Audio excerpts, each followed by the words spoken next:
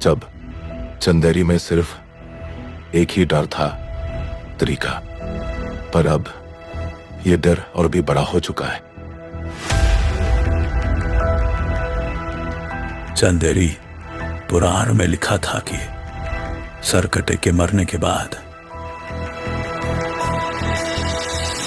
वो साया फिर जन्म लेगा और चंदेरी को जलाकर राख बना देगा। चंदेरी में कुछ अजीब घट रहा है।